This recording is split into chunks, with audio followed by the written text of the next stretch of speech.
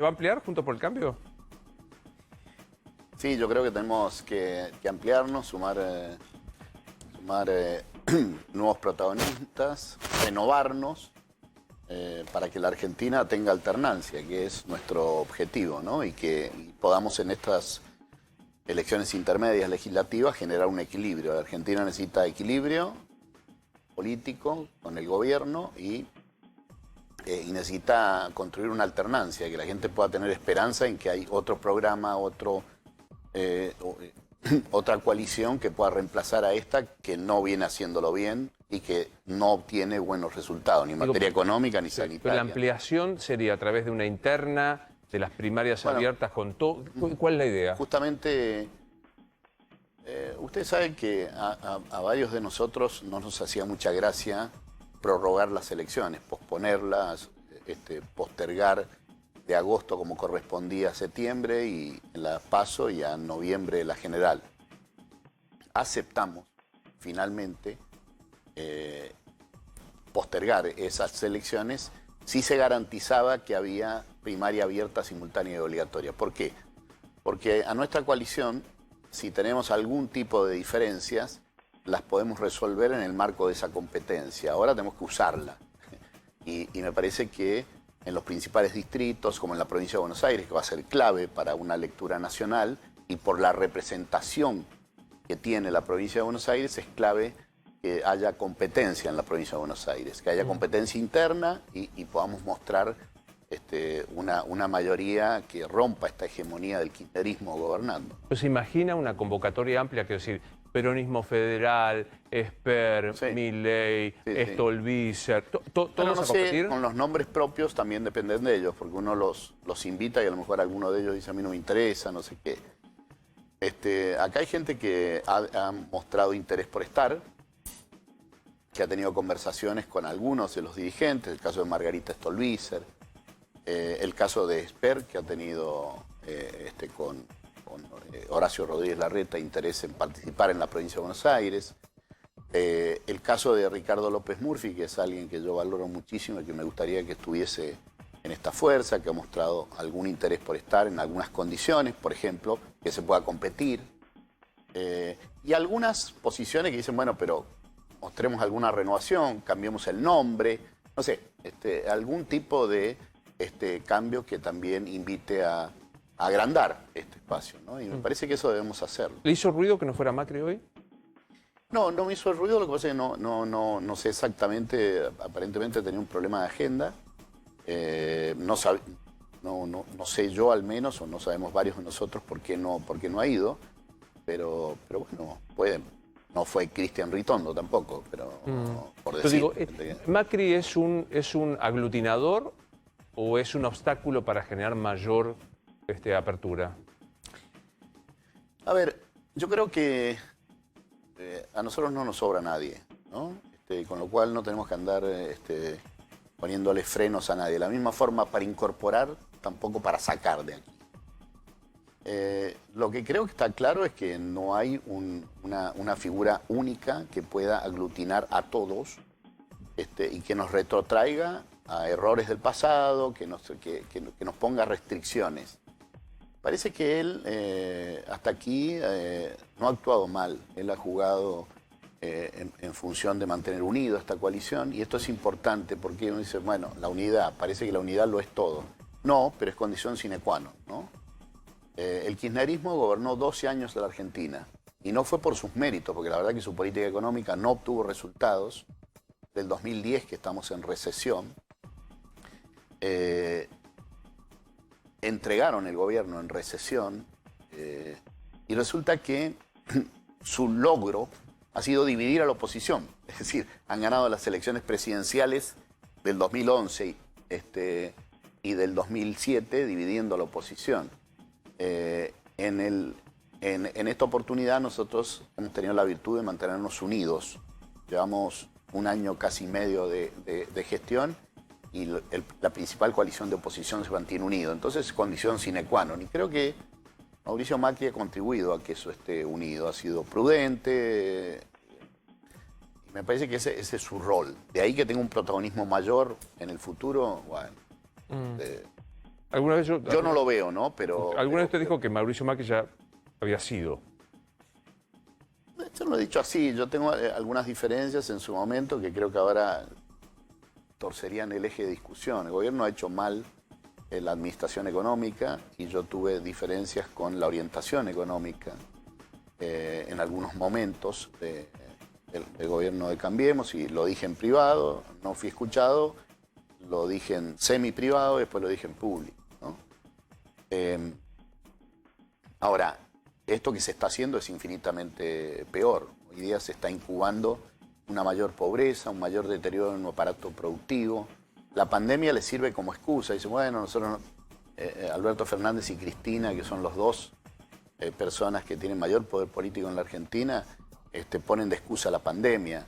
Pero la verdad que su receta económica es la misma que cuando no había pandemia nos llevó a la recesión. Cepo cambiario, control de precios manu militari y no haciendo funcionar mejor los mercados, interviniendo inteligentemente en la economía, que intervienen bobamente en la economía. Es decir, las mismas cosas de Kicillof y Cristina 2013, 2014, 2015, las está repitiendo Alberto Fernández, Cristina y Guzmán. A veces Intentando, claro. intentando hacer algunas correcciones, pero finalmente se impone la... Quiero hablar a este diputado, a mis compañeros para preguntarle, pero digo...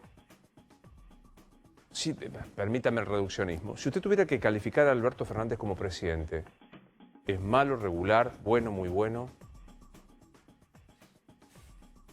Yo no quiero ser tremendista, pero me parece que es de lo peor que hemos tenido en todo del reingreso de la democracia. Llegó sin un programa, si bien la mayoría de los presidentes, y como autocrítica de la política argentina, han llegado al gobierno sin mucho programa, sin unas definiciones muy concretas, más bien estrategias comunicacionales, pero no definiciones de programa. Creo que eso es lo que hay que cambiar en la Argentina. Hay que decir qué es lo que se va a hacer, pagando los costos que se debe hacer, pero también generando una expectativa a futuro. Me parece, mirando al futuro, Alberto Fernández ha llegado sin ningún programa, una cosa ambigua y demás, y ha ido gobernando... Vamos viendo, ¿no? Yo digo, de lo peor que ha traído la democracia. Y hay un hito, un hecho saliente, que es la pandemia. Digo, nos dirigimos a los 90.000 muertos, no funcionó. No, mire, yo creo que el balance es sus propias palabras. Es un presidente, debe ser uno de los presidentes que más habla en la opinión pública. Se expone, lo cual democráticamente es un buen punto, digamos, exponerse a reportajes periodísticos y demás. Pero si uno repasa las cosas que ha dicho y las contradicciones en las que ha caído, son realmente escalofriantes, ¿no? Es decir, de la pandemia, por ejemplo, yo les recuerdo, después se corrigió, pero así todo, esto quedó firme. Yo prefiero 10% más de pobre que 100.000 muertos. Resulta que estamos acercándonos a los 100.000 muertos, tenemos más de 10% más de pobre y ha caído la economía un 10%, un 9,9%. Con lo cual el balance es pésimo y son sus propias palabras. Ahora, ahí usted qué ve, porque veo que hay dos posiciones, las que dicen no puede porque está cercado por Cristina, el Instituto Patria, y otros que dicen no, en realidad es esto. Es buen punto, ¿no? Descubrir ese entender. Yo tenía una posición muy benévola los primeros meses, creía que podía hacer un clic, generar un cambio y que a Cristina le podía correr el arco todo el tiempo y decirle, bueno, ya tus problemas judiciales y demás ya los vamos a atender, pero ahora arreglemos la economía, generemos una conciliación política, generemos un clima de paz, de concordia, de acuerdo, que es lo que necesita la Argentina. Nadie va a sacar esta situación, un gobierno de Cambiemos, de Juntos por el Cambio en 2023, va a necesitar grandes acuerdos para reformar la economía, él los necesita ahora. Yo creí que Alberto iba a ir para ese lado. La verdad es que en realidad es la génesis del Frente de Todos. Ganan porque se unieron, se mantienen en el gobierno porque están unidos, pero no están unidos conceptualmente. Conviven los Grabois, que no creen en el capitalismo, con personas que sí respetan el derecho de la propiedad, pero se imponen las posiciones más duras. Creen en ciertos... visión abolicionista en materia de seguridad, con los Berni y demás que hacen hojarasca de mano dura. Conviven distintos conceptos, pero los únicos que los une es el poder. Y Alberto Fernández es el emergente de eso. le da lo mismo a las ideas, sino mantener unido es esto. Y en ese campo le concede todo el tiempo a Cristina las líneas fundamentales de su programa, ¿no? Sí, Nacho. Sí, Alfredo, ¿cómo van a hacer para que esto no se replique nuevamente en la oposición, esta cerrazón, si se quiere, que impuso el gobierno de Mauricio Macri, esta falta de escucha, incluso me consta lo han sufrido dirigentes como usted en su momento en la gestión, con si se impone una ala dura de Juntos por el Cambio que no cree en el diálogo, no cree en el convencimiento, sino obviamente el que gana conduce y el resto acata. ¿Cómo van a hacer ustedes desde el radicalismo? Primero me imagino que quieren ganar, pero si no, para que no se vuelva a repetir esa experiencia tan fallida. Bueno, en primer lugar, creo que también hay una correlación de fuerzas. Nosotros creo que desde el radicalismo, o por lo menos algunos del radicalismo, tenemos que buscar competir en la provincia de Buenos Aires, en ciertos, aprovechando las PASO. Esa correlación de fuerza creo que nos va a dar una igualdad a la hora de conversar programas y de la orientación política. Ahora, yo no creo tanto ni en la ala dura ni en la ala blanda. Yo creo que en Juntos por el Cambio, tanto Patricia como María Eugenia, como Horacio, como Luis Neidenhoff, como Mario Negri, yo los veo conscientes de que la Argentina, para hacer un cambio económico, tiene sí o sí que acordar. No hay un gran consenso acá. Es decir, acá se hablan, en algunos dicen muy abiertos, dicen hay que hacer un severo ajuste. Bueno, a ver, claro, hay que hacer un ajuste, y eso hay que hacerlo. Pero yo creo que no es lo mismo hacer un ajuste en un programa de crecimiento que hacerlo, esperar que derivado del ajuste haya crecimiento.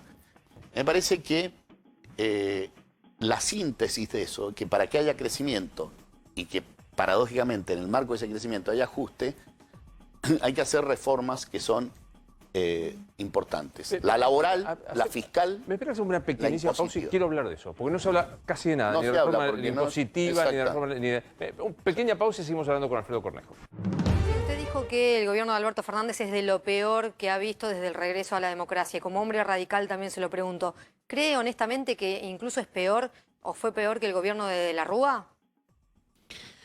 Mire, el gobierno de la Rúa fue un emergente rechazo al proceso anterior del menemismo, que había hecho reformas, algunas que se habían consolidado en el tiempo y otras que empezaron a dar resultados como el desempleo, etcétera, que generaban una... Alberto Fernández ha llegado, de la Rúa llegó con escaso poder político. Alberto Fernández ha llegado con un peso político enorme que le da el triunfo y además todo el peronismo unido detrás de él. Incluso lo digo, como lo dije recién, unidos, gente que piensa totalmente distinto. Y él ha demostrado ser incapaz de generar un programa y fundamentalmente ha deteriorado lo que para mí es lo más importante, que es la autoridad política. Él se desdice todo el tiempo, no se sabe exactamente a qué atenerse. Hoy día explicaba Pfizer y distintos laboratorios y demás, y uno no termina de entender si son tan sencillas las explicaciones, ¿por qué en la Argentina no se vacuna con Pfizer? Digamos, las cosas más prácticas, no más específicas. Yo creo que fue, no sé si qué opina. Y es usted, culpa, ¿no?, de un problema de autoridad. No sé qué opina usted de la reunión de hoy, me pareció más una hojarasca para nada mismo. Yo no estuve, pero coincido en eso, así que no es relevante que vayan a informar al Parlamento. Que vacunen y que digan bien, mal. ¿Qué hipótesis tiene por qué no llegaron, no solo Pfizer, ni Moderna, ni otras vacunas? Es la orientación del gobierno. El gobierno prefería imponer un criterio y una negociación de fuerza. Mire, esa noche de la ley, porque también la ley apareció en la conversación de hoy, si bien yo no estuve, me hicieron un reporte sobre ello. Esa noche de la ley yo voté en contra, en general y en particular. Porque nunca hablaron claro, Inés, porque el gobierno es puro relato, nunca hablaron claro que esta ley se la pedían los laboratorios. Entonces cambiaron lo de indemnidad y lo de negligencia en el medio. Pfizer en Estados Unidos y en los tribunales de Estados Unidos porque está complementado con la prórroga de jurisdicción. La ley tenía los dos elementos. La prórroga de jurisdicción era que los litigios se definían en Estados Unidos. En Estados Unidos, negligencia es un término jurídico bravo, no es... Entonces, negociaron con los laboratorios. No lo dijeron claramente en el Parlamento, no hablaron claro, porque es vergonzoso negociar con los laboratorios. Todo el mundo, y más países con inseguridad jurídica, tuvieron que sacar leyes especiales porque no habían vacunas disponibles y el proceso era muy corto para conseguir esas vacunas. No blanquearon la situación que habían negociado con los laboratorios y después en la noche cambiaron la ley y Pfizer le dijo, esto no es lo que nosotros habíamos conversado y se acabó. Pero a ellos no les importó. ¿Por qué no les importó? Sí. Porque se entusiasmaron con la propuesta de Cristina Kicillof, que es la vacuna Rusia, y Putin, y una relación con ese país. Se entusiasmaron luego con China, dijeron nosotros vamos a ser independientes de los países colonialistas, poco más. Triunfó una parte de la coalición, se entusiasmaron y perdimos 6 meses que le han valido a la Argentina 30.000 muertos, por lo menos. Pero porque en diciembre, si se hubiese empezado a vacunar con Moderna, Johnson, a partir de diciembre, con Moderna, Johnson y Pfizer, bueno, hoy estaríamos en otra situación en la Argentina. Pero tengo una pregunta, digo, lo sigo y me resulta razonable lo que dice. Había una convicción ideológica. Nos alineamos con Putin, nos quedamos con China, nos salimos del mundo centralizado. Y demostramos que somos efectivos. Efectivamente. Y no lo demostraron. Después encontramos un amigo que algunos dicen que es un caballo del comisario, como es Insud y compañía para AstraZeneca. Aparte de eso, ¿hubo, como sugirió Patricia Bullrich, algún negociado? Bueno, a mí no me consta ningún negociado, ningún pedido de coimas. De hecho, no sé si ustedes recuerdan que los primeros que le pedimos explicaciones a Pfizer fuimos Graciela Ocaña y yo, Claudia Najul, los tres en una carta que nos respondió Pfizer. Y cuando hablamos con ellos, categóricamente yo pregunté y ellos me dijeron que no, en materia de coima. Si le pidieron una contraparte nacional, tampoco lo dijo Pfizer. Pero lo concreto aquí, y yo en su momento, a mí me hicieron un reportaje y dije, bueno, se hablan un montón de cosas, pero la verdad que a mí no me consta. Se enojaron igual porque como que habíamos sembrado sospecha. La verdad que conté lo mismo que estoy diciendo ahora. Ahora, acá lo concreto es que Venezuela y Argentina no tienen Pfizer. Lo concreto es que Pfizer está aprobado en la ANMAT, porque se cubrieron con aprobarlo, pero Moderna y Johnson no todavía. Y sin embargo hay unas vacunas que todavía no se están aplicando en el mundo y ya están aprobadas en la ANMAT. Y la ANMAT será un organismo técnico, pero Bisotti y el gobierno influyen sobre todos esos procesos.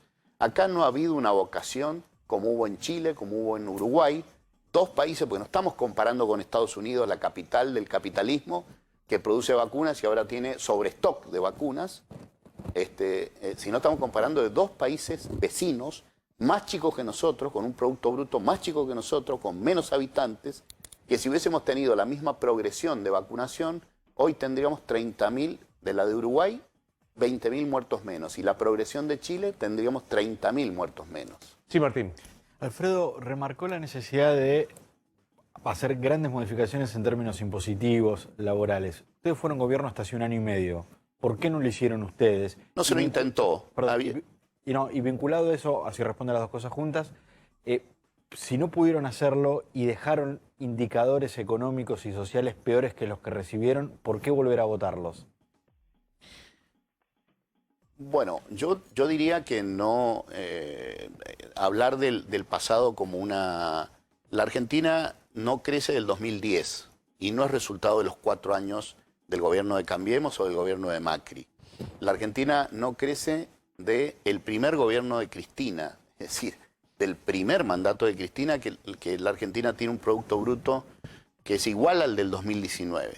Los indicadores del 2019, que es el peor año, son tan malos como los de ahora. Ahora, ¿por qué no se hicieron? Yo creo que a mí me parece que hubo un error, y esa tiene que ser la autocrítica. Yo como gobernador de Mendoza puse un programa, no voy a decir que la Argentina es igual, porque es más complejo gobernar la Argentina que gobernar Mendoza, pero sí creo que hay que hablar claro. Cambiemos en el 2015 no dijo claramente la profundidad de los problemas y que las reformas eran dolorosas si queríamos crecer. Y como no abonó ese campo, como no explicó claramente, después le costó un montón intentar construir una opinión pública que le diera fuerza para poder hacer esas reformas. Y también creo que nunca se avanzó en eso. La modernización laboral se abrió a escondidas con algunos dirigentes gremiales, pero nunca se conversó seriamente, así que tampoco es que se intentó. Las fiscales, algunas empezaron reducir ingresos brutos en las provincias. A mí me parece que es un buen camino, es el impuesto más distorsivo que tiene la Argentina. Este gobierno no solo los ha restablecido, sino que obliga a las provincias a que, o sea, el gobierno ha creado 6 nuevos impuestos y ha aumentado 14 que ya existían. De los 6 nuevos, ninguno es coparticipable, ninguno.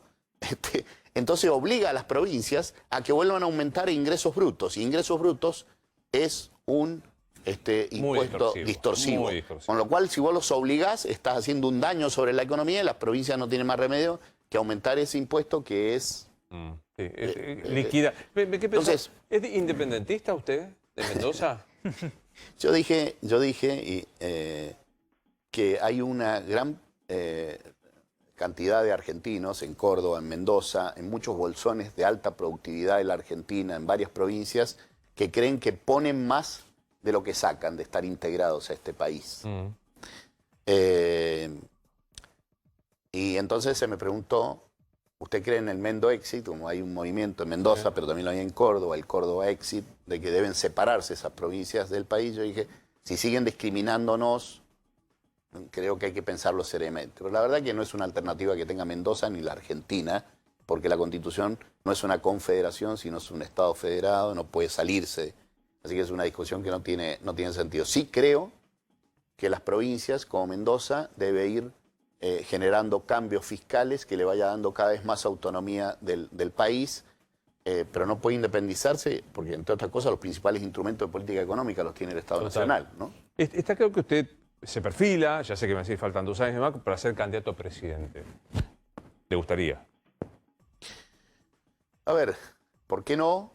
Lo que sí creo, yo privilegio, incluso no ha faltado quien cuestiona que el radicalismo está perdiendo identidad, que hay una polémica del PRO y el radicalismo. La verdad que yo creo que el papel nuestro hoy día es mantener esta unidad. El kirchnerismo ha sido exitoso en dividir a la oposición. Nuestra contribución es en ese sentido. Ahora, nosotros tenemos que ponernos competitivos en distritos grandes, como por ejemplo en la provincia de Buenos Aires, donde no tenemos todavía un candidato como para reemplazar a María Eugenia Vidal. ¿Tiene que ir Vidal ahí? Yo creo que lo lógico es que ella vaya en ese distrito, fue gobernadora en ese distrito, ¿no? Bueno, también fue vicejefa de gobierno acá, ¿no? Sí, pero convengamos que su lugar fuerte es... Acá tengo una cosa que en Mendoza no se permitiría de ninguna manera, ¿no? Que se pasan de distrito de la capital de Cava a provincia de Buenos Aires, uno no entiende exactamente... Pero eso es eterno, desde la Sí, época, desde que el tiempo es tiempo, en ¿no? Mendoza no le permitirían a uno que fuera de, no sé, de... Un sanjuanino que fuera... Claro, no, pero de ninguna manera, ¿no? Más un sanjuanino, claro, ahí se complica. Bueno, pero digo, con el por qué no. Están aprendiendo a hacer buenos vinos también en San Juan. Son ricos los vinos, ojo, y tomé vino tinto salteño, ojo, Sí, ojo sí, con los sí. salteños, ojo con los salteños. Si quiere de eso lo que me ha gustado. Pero digo, bueno, con el por qué no, me lo imagino compitiendo. Cuénteme de sus eventuales competiciones. ¿Le da el cuero a Patricia Bullrich? Sí, sobradamente. Tiene mucho coraje, realmente, fundamentalmente coraje, ¿no? Porque en la Argentina está lleno de dirigentes políticos que no toman riesgo, ¿no? Tiene una aversión al riesgo enorme y me parece que ella sí. ¿Y a lo hace. Larreta? También es un muy buen administrador. Su experiencia En Cava es una experiencia que tiene continuidad, porque de alguna forma tenía mucho protagonismo como jefe de gabinete de Mauricio Macri, ¿no? Pero, qué sé yo, nosotros tenemos que construir también figuras que... ¿A Macri el caso de Mendoza... le gustaría enfrentar a Macri? Sí, yo no sé si él... la figura de Mauricio... por su paso por estos 4 años es estigmatizada por el kirchnerismo, ¿no? A ellos les encantaría que Mauricio sea el candidato y que esté en esta campaña, les encantaría que encabezara la lista en la provincia de Buenos Aires, si pudiese ser. Sí, claro. ¿No? Sí. A mí me parece que eso distorsiona un poquito la Argentina que viene, ¿no? Pero no es culpa de él, creo que a veces las figuras son... Bueno, superiores. Esta teoría de los dos demonios. Cristina, Sí, Macri claro. fue por Cristina es por Macri y así hasta... Yo la rechazo, ¿no? Esa teoría, porque hay uno que es republicano y respeta las formas democráticas, división de poderes, y otra que no lo es, que lo dice y lo hace, ¿no? Ella, sí, ella hacer una no aclaración. Teoría de los dos demonios, no estoy haciendo referencia al 76, Sí, 83. sí, Mañana tengo media hora de discusión sobre el tema. aclarémoslo, porque vamos a estar explicándolo El en literalismo, Twitter. sí, está claro, los dos monstruos que se retroalimentaban. Sí, Martín. Alfredo, ¿cree Y que justificaba de alguna forma, Claro. para los que no lo conocen, la teoría, que justificaba que los dos eran literalmente... Opuestos imprescindibles, ¿no? imprescindibles, Ahí sí. está. Perdón. ¿Cree que en esta elección se empiezan a perfilar quienes ganen o pierdan los candidatos presidenciales del 23? Este país no es un país normal porque la falta de un programa acordado distorsiona la morfología social y también el funcionamiento de la política. En el 2013, en el 2009, Francisco de Narváez le ganó a 3 monstruos de la política en la provincia de Buenos Aires. Le ganó a Massa, le ganó a... que iban de candidatos testimoniales. Massa, y era intendente de cosas. Scioli, que era candidato a gobernador, una cosa absurda, que en la Argentina van de candidato y todos sabemos que no van a asumir, y Néstor Kirchner, que encabezaba la lista. Y le ganó Francisco de Narváez, y Francisco de Narváez después se murió como alternativa. En el 2013, Massa le ganó a Cristina y frenó su reelección. Y luego hizo un fiasco en la elección del 2015, Massa, ¿no? Entonces, me parece que conjeturar eso... es muy apresurado. Yo creo más, por eso no respondo categóricamente y entiendo la requisitoria periodística de buscar el título. Yo creo que hoy es más importante el concepto de equipo que le dé garantías a los argentinos de que vamos a llevar un programa, que vamos a tener poder político, que si volvemos al gobierno vamos a poder hacer los cambios y no que los que no hicimos o no pudimos o nunca lo formulamos como la modernización laboral. A mí me parece que nos vean en unidad es mucho más importante que el triunfo de una persona en particular. Lo que pasa es que en la competencia democrática, bueno... Sí, Rosario. Sí, dentro de este equipo, ¿el radicalismo está dispuesto a exigir un poco más? Porque cuando vemos las listas anteriores siempre fue relegado, nunca pudo tener dirigentes como cabeza de lista. En la provincia de Buenos Aires y en Cava, que son los dos distritos, en AMBA, diría yo, porque cuando uno va al interior de la provincia de Buenos Aires cambia la situación. Eso es cierto, lamentablemente a mí me molesta como provinciano, pero también como... yo creo que los argentinos se están perdiendo una mirada productiva del interior, de Córdoba, de Santa Fe y demás, que la mirada de Cava, no se molesten ustedes, que seguramente es un poco restringida. El caso de Alberto Fernández parece un típico porteñito, le digo yo, que habla en el café como si estuviera en Olivos y en la Casa Rosada. Y de alguna forma estamos heredando eso, ¿no? Es decir, gente que no tiene una dimensión de los temas productivos. Así que el radicalismo en el interior está muy presente. Sí creo que también debemos ganarnos con correlación de fuerzas. Si nosotros diéramos una interna con Facundo Manes, por ejemplo, por decir un nombre, encabezando la lista en la provincia de Buenos Aires, y le ganáramos al PRO o a restos del PRO, dividido el PRO, unificado el PRO, o qué sé yo, el radicalismo tendría un peso en el distrito más importante como es la provincia de Buenos Aires, tendría otra dimensión el radicalismo en eso. Eso podría ser una estrategia, ¿no? A mí me gusta eso. Hagamos la interna que corresponde. En la cepa de vino tinto, ¿por cuál vota usted? A mí me gusta el Malbec, por supuesto, pero también me gusta el Cabernet. ¿El Franc o el Los Sauvignon? los dos. Acá en esta mesa va a tener problemas, pues somos del Cabernet Franc. Bueno, sí. Pero podemos tomar todo, quédese tranquilo que avanzamos con todo. Le vamos a acercar un regalo de Cabernet Franc. Mirá lo que conseguimos, Ortelli. Ortelli y yo somos los dos de Cabernet. ¿Ah, sí? Esta gente no toma vino. No, sí, Es sí. tan rara que no Pero- toma vino. ¿No toman vino? ¿Se da cuenta? Pero nos puede mandar alguno para Increíble. empezar a No tomar. saben lo que se pierde. Pero claro, deje que tomamos por tu gracias, muy amable. Gobernador, le iba a decir la costumbre. Gracias, diputado, por haber venido.